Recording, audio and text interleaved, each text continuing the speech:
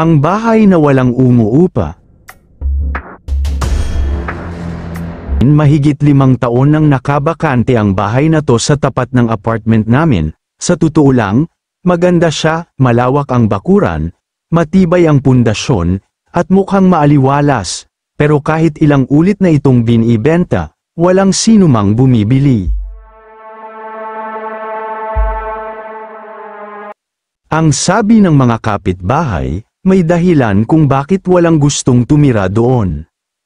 Lumipat kami ni Mrs. sa isang maliit na apartment sa Cavite noong 2022, saktong katapat ng apartment namin ang bahay na yun, ang sabi ng may-ari. Ibinibenta nila ng sobrang mura kasi gusto na nilang lumipat abroad. Noong una, inisip kong baka wala lang talagang gustong bumili, pero habang tumatagal, napansin kong kahit mga nangungupahan, hindi tumatagal doon. May isang pamilya na lumipat, pero isang linggo lang, lumayas na agad. May isa pang dalaga na kumuha ng bahay, pero kinabukasan lang, nagmadali nang umalis. Doon na ako natakot, ang unang pagkakataon na may narinig ako.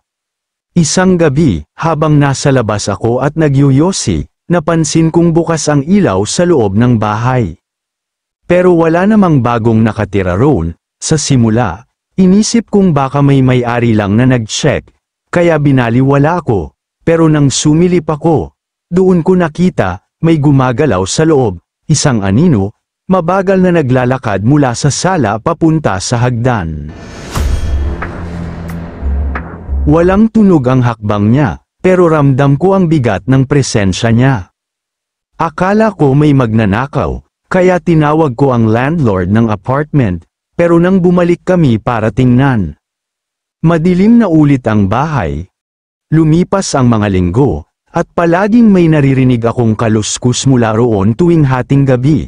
Akala ko noong una, daga lang, pero minsan, parang may bumubulong.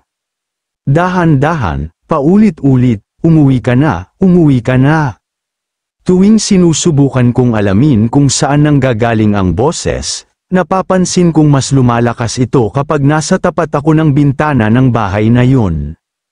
Parang may nakatingin sa akin mula sa loob. Isang gabi, lasing ako galing inuman, dahil sa kapal ng mukha ko.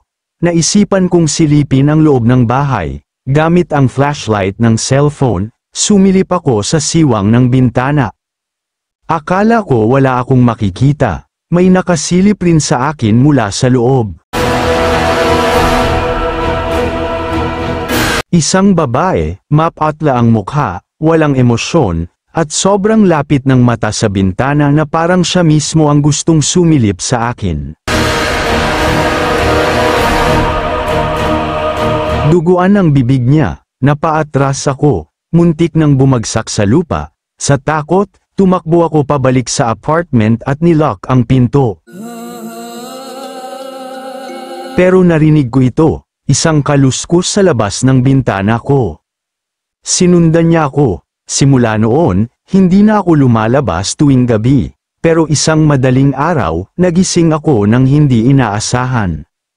At nang lumingon ako sa bintana, may mukha roon.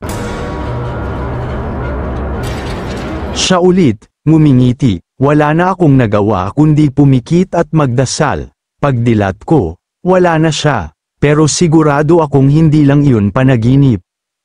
Kamakailan lang, may isang matandang lalaki na bumisita sa bahay na yun.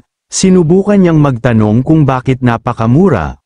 Pero nang makita niya ang loob, napailing lang siya at umalis. Bago siya umalis, napansin niyang nakatingin ako mula sa apartment ko. Lumapit siya sa akin at mahina niyang sinabi. Hindi sila aalis hanggat may natitira pa sa kanila.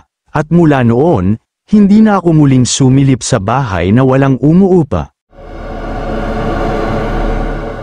Maraming salamat sa muling pakikinig ng maikling kwento. Kung gusto mo pang makinig ng iba't ibang kwento, bisitahin ang playlist ng mga kwentong kababalaghan sa aking YouTube channel. At huwag kalimutang e-subscribe ang Jonas Mini Vlog para updated ka sa bawat kwento.